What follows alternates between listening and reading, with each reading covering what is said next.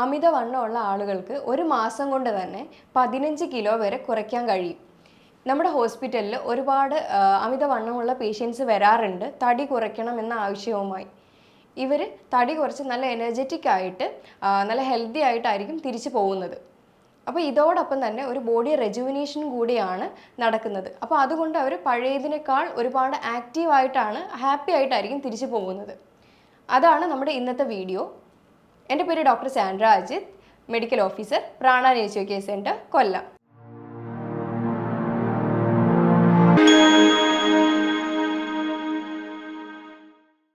Wait ലോസിനെ പറ്റി അറിയാൻ ഒരുപാട് പേഷ്യൻസ് നമ്മുടെ ഹോസ്പിറ്റലിലേക്ക് വിളിക്കുന്നുണ്ട്. അപ്പോൾ അവർക്ക് നമ്മൾ ഗ്യാരണ്ടി തന്നെയാണ് കൊടുക്കുന്നത്. നമുക്ക് ഉറപ്പായിട്ടും വെയിറ്റ് കുറയുന്നുണ്ട്, നമുക്ക് അത്രയും റിസൾട്ടാണുള്ളത്. അപ്പോൾ നമ്മുടെ ഹോസ്പിറ്റലിൽ എന്താണ് വെയിറ്റ് ലോസിന് വേണ്ടി ചെയ്യുന്നത് എന്നുള്ളതാണ്. ശരിക്കും നമ്മൾ ചെയ്യുന്നത് ഒരു അസുഖത്തിന് ഫോക്കസ് ചെയ്തല്ല, നമ്മൾ ഹോൾ ബോഡിയെ തന്നെ ട്രീറ്റ് ചെയ്യാൻ വേണ്ടിയിട്ടുള്ള കാര്യങ്ങളാണ് നമ്മളവിടെ ചെയ്യുന്നത്. കുറച്ച് വ്യായാമ മുറകളാണ് ആദ്യം നമ്മൾ കൊടുക്കുന്നത്. അത് പേഷ്യൻ്റ് കണ്ടീഷൻ ബേസ്ഡ് ആയിരിക്കും നമ്മളത് കൊടുക്കുന്നത്. ഇതിൻ്റെ കൂടെ കുറച്ച് ട്രീറ്റ്മെൻറ്റ്സ് പോവും, അതേപോലെ കുറച്ച് ഡയറ്റും പോകുന്നുണ്ട്. അപ്പോൾ ട്രീറ്റ്മെൻറ്റ്സും ഡയറ്റും എന്ന് പറയുന്നത്, ട്രീറ്റ്മെൻറ്റ് ഇപ്പോൾ വെള്ളത്തിനകത്തുള്ള ചികിത്സകൾ ഉണ്ടാവും, അതേപോലെ സ്റ്റീം, മഡ് ബാത്ത്, ഗഞ്ചി ടെർമറിക് ബാത്ത്, കുറേ ആപ്ലിക്കേഷൻസ് ഉണ്ടാവും, പാക്സ് ഉണ്ടാവും, മസാജസ് ഉണ്ടാവും. അപ്പോൾ ഇതൊക്കെ ആയിരിക്കും നമ്മൾ കണ്ടീഷൻ ബേസ്ഡ് ആയിരിക്കും ഇത് കൊടുക്കുന്നത്. പിന്നെ ഡയറ്റിൻ്റെ കാര്യം പറയുമ്പോൾ നമ്മൾ അതിനനുസരിച്ചുള്ള ഡയറ്റ് ആയിരിക്കും കൊടുക്കുന്നത്. വെയിറ്റ് കുറയാൻ വേണ്ടിയിട്ട് ഒരുപാട് ഫൈബർ റിച്ച് ആയിട്ടുള്ള ഭക്ഷണങ്ങളാണ്. കാലറി റെസ്ട്രിക്റ്റ് ചെയ്തതുകൊണ്ട് നമ്മൾ ഫൈബർ റിച്ച് ആയിട്ടുള്ള ഡയറ്റാണ് കൂടുതലും കൊടുക്കുന്നത്. അതേപോലെ കോംപ്ലക്സ് ആയിട്ടുള്ള കാർബോഹൈഡ്രേറ്റ് ആയിരിക്കും ഇവിടെ കൊടുക്കുന്നത്. സിമ്പിൾ കാർബ്സ് കട്ട് ചെയ്യുക, അതായത് ബ്ലഡിലേക്ക് പെട്ടെന്ന് ഷുഗർ റേസ് ചെയ്യാത്ത കണക്കുള്ള ഗ്ലൈസീമിക് ഇൻഡെക്സ് കുറവുള്ള ഭക്ഷണങ്ങളായിരിക്കും നമ്മളവിടെ കൊടുക്കുന്നത്. ഇനി തടി കുറയ്ക്കാൻ ആഗ്രഹിക്കുന്നവരാണെങ്കിൽ ഉറപ്പായിട്ടും ഒരു എക്സ്പേർട്ടിൻ്റെ അണ്ടറിൽ തന്നെ ചെയ്യേണ്ടതാണ്. കാരണം പല തെറ്റുകളും നമ്മൾ തടി കുറയ്ക്കാനായിട്ട് ചെയ്യാറുണ്ട്. കാരണം ഒന്നുകിൽ പട്ടിണി കിടക്കുക, അല്ലെങ്കിൽ ഡയറ്റ് എന്ന പേരും പറഞ്ഞിട്ട് ചോറും കറിയും മാത്രം കഴിക്കുക. അപ്പോൾ ഇങ്ങനെയൊക്കെ ചെയ്യുമ്പോൾ സാധാരണ തടി കുറയുന്നതിനേക്കാളും തടി കൂടിയിട്ട് വേറെ പല ബുദ്ധിമുട്ടുകളിലേക്കാണ് തിരിയുന്നത്.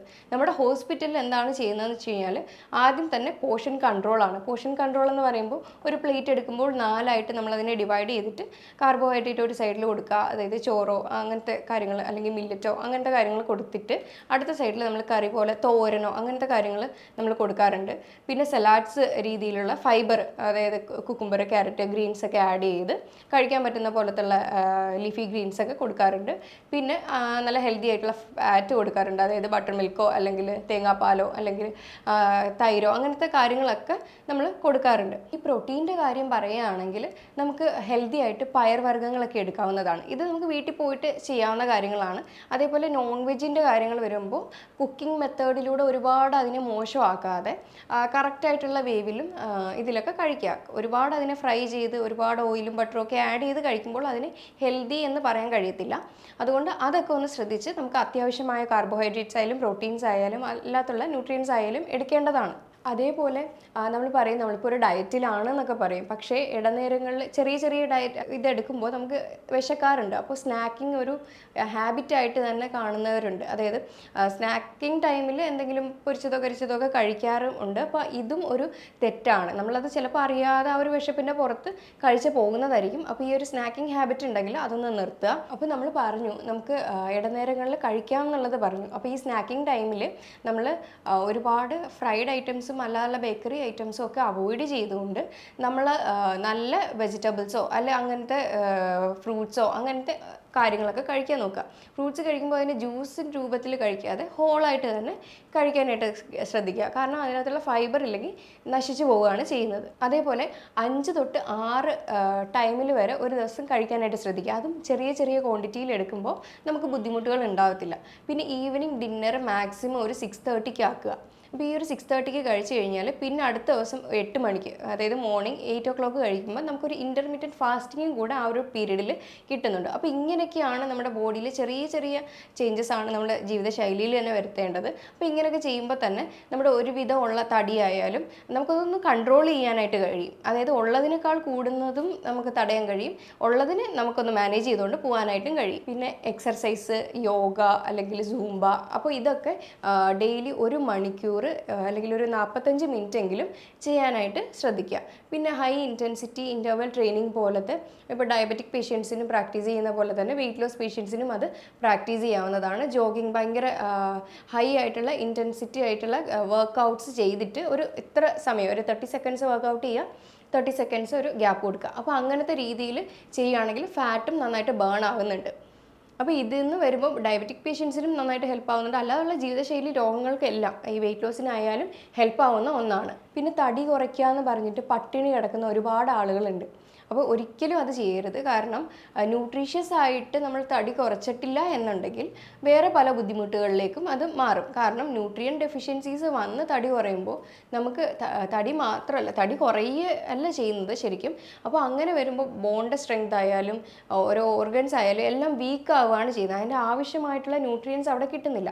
ഇപ്പോൾ ഡയറ്റിങ്ങിൻ്റെ പേരും പറഞ്ഞ് ചിലർ കറിയും ചോറും മാത്രം കഴിക്കുന്നവരുണ്ട്. ഇതും തെറ്റാണ്. അതിൻ്റെ ആവശ്യമുള്ള സാധനങ്ങളെല്ലാം നമ്മൾ കുറേശ്ശെ എടുക്കണം. അപ്പോൾ അത് ചെന്നിട്ടില്ല എന്നുണ്ടെങ്കിൽ, അതായത് വൈറ്റമിൻസിൻ്റെയും മിനറൽസിൻ്റെയും അഭാവമാണ് അവിടെ ഉണ്ടാവുന്നത്. വെറും ചോറ് കുറച്ച് കറിയും കഴിച്ചാൽ ഒന്നും ആകത്തില്ല ശരിക്കും. ഇങ്ങനെ ന്യൂട്രിയൻ ഡെഫിഷ്യൻസീസ് ഉണ്ടായിക്കഴിഞ്ഞാൽ ബോഡി റിപ്പയറിങ് കൃത്യമായിട്ട് നടക്കത്തില്ല. അപ്പോൾ നമ്മൾ ഈ ചെയ്യുന്നത് ഒരു മിസ്റ്റേക്കാണ്. അതായത് ഒന്നെങ്കിൽ ഒരേ രീതിയിലുള്ള ഭക്ഷണം ഡയറ്റാണ് എന്ന് പറഞ്ഞ രീതിയിൽ സ്വയമേ ചെയ്യും. അപ്പോൾ ഇങ്ങനെ പറയുമ്പോൾ നമുക്ക് ഇങ്ങനെ ചെയ്യുമ്പോൾ നമുക്ക് വൈറ്റമിൻസിൻ്റെ ആയാലും മിനറൽസിൻ്റെ ആയാലും എല്ലാ അഭാവം മൂലം നമുക്ക് ബോണിൻ്റെ സ്ട്രെങ്ത്തും നമുക്ക് ഓരോ ശരീരത്തിൽ ഓരോ സെൽസിൻ്റെയും സ്ട്രെങ്ത്ത് കുറയുകയാണ് ചെയ്യുന്നത്. അപ്പം ഇതൊക്കെ ഒരു മിസ്റ്റേക്കാണ്. അല്ലെങ്കിൽ കഴിക്കാതെ ഇരിക്കുക എന്നൊക്കെ വിചാരിക്കുമ്പോൾ തടി കുറയും എന്നുള്ള ഒരു തോട്ടിലേക്കാണ് നമ്മൾ ചെയ്യുന്നത്. എപ്പോഴും ഒരു ഡോക്ടറിൻ്റെ അണ്ടറിൽ തന്നെ തടി കുറയ്ക്കുന്നതായിരിക്കും ഏറ്റവും വൃത്തി. ഇപ്പോൾ ഒരു റെമഡി കണ്ട് അതും ട്രൈ ചെയ്തവരാണ് നമ്മൾ ചുറ്റുമുള്ള പലരും. കാരണം തടി കുറയ്ക്കണം എന്നുള്ളത് കൊണ്ട് ഈ ഒരു റെമഡി മാത്രം അവർ ചെയ്യും. എക്സർസൈസ് ഉണ്ടാവത്തില്ല, കൺട്രോൾ ഉണ്ടാവത്തില്ല, ഡയറ്റിലും കാര്യങ്ങളും ഒന്നും കൺട്രോൾ ഉണ്ടാവത്തില്ല. അപ്പോൾ ഈ ഒരു റെമഡി മാത്രം അവർക്ക് മതി, അത് മാത്രം അറിഞ്ഞാൽ മതി. ചിലപ്പോൾ ഒരു ടീയുടെ കാര്യം പറയുകയാണെങ്കിൽ അത് മാത്രം അന്വേഷിക്കുക. അപ്പോൾ അത് മാത്രം ചെയ്തുകൊണ്ട് ഒരിക്കലും തടി കുറയും എന്ന് വിചാരിക്കരുത്. അത് വളരെ ഒരു ബുദ്ധിമോശം തന്നെയാണ്.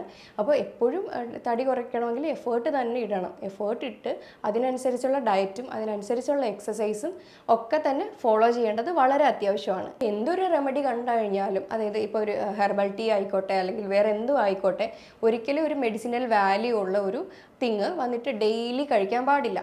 ഇപ്പോൾ ഒരു സിനമൺ ടീ കഴിക്കണം എന്ന് പറഞ്ഞു കഴിഞ്ഞാൽ ഡെയിലി സിനമൺ ടീ കഴിക്കണം എന്നല്ല. ഒരിക്കൽ സിനമൺ ടീ കഴിക്കുക, അടുത്ത ദിവസം ഹിബിസ്കസ് ടീ കഴിക്കുക, അല്ലെങ്കിൽ വേറെ എന്തെങ്കിലും ഹെർബൽസിൻ്റെ ടീ കഴിക്കുക. പിന്നെ ഒരു എപ്പോഴും ഇനി അത് എടുക്കണം എന്ന് താല്പര്യമുള്ളവരാണ് എന്നുണ്ടെങ്കിൽ ഒരു 10 days കണ്ടിന്യൂസ് എടുക്കുക, നല്ലൊരു വാഷ് ഔട്ട് പീരീഡ് കൊടുക്കുക, പിന്നെ അത് വേണമെങ്കിൽ മാത്രം കണ്ടിന്യൂ ചെയ്യുക. എപ്പോഴും അങ്ങനെ ഫോളോ ചെയ്യാവൂ. ഇല്ലെന്നുണ്ടെങ്കിൽ നമുക്കത് വേറെ പല ബുദ്ധിമുട്ടുകളിലേക്ക് തിരിയും. പിന്നെ വേറൊരു തെറ്റിദ്ധാരണയാണ് മോർണിംഗ് അല്ലെങ്കിൽ ഈവനിങ് ഫുഡ് സ്കിപ്പ് ചെയ്തുകൊണ്ട് ഫ്രൂട്ട്സ് മാത്രം എടുക്കുക എന്നുള്ളത്. അതായത് ഈവനിങ്ങിലൊക്കെ ഫ്രൂട്ട്സ് മാത്രം ഡെയിലി കണ്ടിന്യൂസ് എടുത്ത് കഴിയുമ്പോഴത്തേക്കും ഫാറ്റി ലിവർ വരാനായിട്ട് വേറെ ഒന്നും വേണ്ടി വരില്ല. അപ്പോൾ ഫ്രൂട്ട്സ് കഴിക്കുകയാണെങ്കിലും 1-2 ദിവസം കഴിക്കുക, പിന്നെ അത് സ്വിച്ച് ചെയ്ത് ഒന്നെങ്കിൽ സൂപ്പോ അല്ലെങ്കിൽ വെജിറ്റബിൾ സൂപ്പോ അങ്ങനത്തെ ഉള്ള സൂപ്പിലേക്ക് മാറാം. അല്ലെങ്കിൽ മില്ലറ്റ്സിൻ്റെ വെറൈറ്റീസിലേക്ക് പോവാം, റാഗീൻ്റെ വെറൈറ്റീസിൽ റാഗി കഞ്ഞിയോ അങ്ങനത്തെ കാര്യങ്ങളൊക്കെ കഴിക്കാവുന്നതാണ്. ഇത്രയൊക്കെ തന്നെ ചെയ്താൽ തന്നെ ഒരുവിധമുള്ള തടി ആയാലും നമുക്ക് നന്നായിട്ട് തന്നെ കുറച്ചെടുക്കാൻ കഴിയും. നല്ല ഫൈബർ റിച്ചുള്ള കണ്ടന്റ് എടുക്കുക, പോർഷൻ കൺട്രോൾ ചെയ്യുക, പറഞ്ഞ പോലെ എക്സസൈസ് ചെയ്യുക, നല്ല ഉറക്കം, വെള്ളം. അപ്പോൾ ഇങ്ങനെയൊക്കെ ചെയ്ത് കഴിയുമ്പോൾ നമ്മുടെ ഒരുവിധമുള്ള നല്ല തടിയായിട്ടുള്ളവർക്കാണെങ്കിൽ ഞാൻ പറഞ്ഞല്ലോ നന്നായിട്ട് കൺട്രോൾ ചെയ്യാനും കഴിയും. അതേപോലെ നമുക്ക് ഒരു ഡോക്ടറിൻ്റെ അണ്ടറിലാണെങ്കിൽ അത്യാവശ്യം നല്ല തടി കുറച്ച് നല്ല ബോഡി ഒന്ന് റെജുവിനേറ്റ് ആക്കി ഹെൽത്തി ആയിട്ട് നല്ല ഹാപ്പി ആയിട്ട് തന്നെ ഇരിക്കാനായിട്ട് കഴിയും. എപ്പോഴും തടി ഉള്ളത് എന്ന് പറയുന്നത് ഒരു തെറ്റല്ല. പക്ഷെ അമിതമായ വണ്ണം വന്നിട്ട് അത് ബുദ്ധിമുട്ടുകൾ ഉണ്ടാക്കുമ്പോഴാണ് നമുക്കതൊരു പ്രശ്നമായിട്ട് തോന്നുന്നത്. ഒന്നെങ്കിൽ ചില ആളുകൾ നമ്മളെ ബോഡി ഷെയ്മിങ് ചെയ്യുമായിരിക്കും, അല്ലെങ്കിൽ എന്തെങ്കിലും ശാരീരികമായ ബുദ്ധിമുട്ടുകൾ വരുമ്പോൾ നമ്മൾ ഉറപ്പായിട്ടും തടി കുറയ്ക്കാൻ തന്നെയായിരിക്കും ട്രൈ ചെയ്യുന്നത്. അപ്പോൾ ഇങ്ങനെ ചെയ്യുമ്പോൾ എന്താ പറയുക, നമ്മൾ ആദ്യം ഒരു കാര്യം മാത്രം നോക്കിയാൽ മതി. നമുക്ക് ഫ്ലെക്സിബിൾ ആണോ, നമ്മൾ ഫിസിക്കലി ആക്റ്റീവ് ആണോ എന്നുള്ളത് നോക്കുക. ചിലപ്പോൾ ജെനറ്റിക് ആയിട്ട് അവർ ഓൾറെഡി അത്രയും വണ്ണം തന്നെ ഉണ്ടായിരിക്കും, പക്ഷെ എന്നാലും ആളുകൾ അവരെ പോയിട്ട് ബോഡി ഷെയ്മിങ് ചെയ്യാറുണ്ട്. ഒരിക്കലും അത് ആ ഒരു പ്രവണത ശരിയല്ല. അപ്പോൾ അങ്ങനെ വന്ന ഒരു പേഷ്യൻസ് ആണെങ്കിൽ അപ്പോൾ അവർക്ക് മാനസികമായിട്ട് പല ബുദ്ധിമുട്ടുകൾ നേരിടേണ്ടി വരും. സോ പറഞ്ഞതുപോലെ എക്സസൈസ് ചെയ്യുക, അതേപോലെ ഒരു ബാലൻസ്ഡ് ഡയറ്റ് ഫോളോ ചെയ്യുക, ഹെൽത്തി ആയിട്ടുള്ള വെയിറ്റ് വന്നിട്ട് മെയിൻറ്റെയിൻ ചെയ്യുക. അപ്പോൾ ഇങ്ങനെ ബുദ്ധിമുട്ടുള്ളവരാണെങ്കിൽ ഉറപ്പായിട്ടും ഒരു ഡോക്ടറിനെ കണ്ട് കൺസൾട്ട് ചെയ്ത് ഇപ്പോൾ അവിടെ IP അഡ്മിറ്റ് ആകണമെങ്കിൽ അങ്ങനെ അഡ്മിറ്റായി തന്നെ ചികിത്സ എടുക്കാനായിട്ട് ശ്രദ്ധിക്കുക. അപ്പോൾ ഞാൻ ഈ പറഞ്ഞ കാര്യങ്ങളിൽ എന്തെങ്കിലും ഡൗട്ട് ഉണ്ടെങ്കിൽ താഴെ തന്നിരിക്കുന്ന നമ്പറിലേക്ക് കോൺടാക്റ്റ് ചെയ്യാവുന്നതാണ്. ഇപ്പം ഇനി അടുത്തൊരു ഹെൽത്ത് ടോപ്പിക്കുമായിട്ട് വീണ്ടും കാണാം. താങ്ക്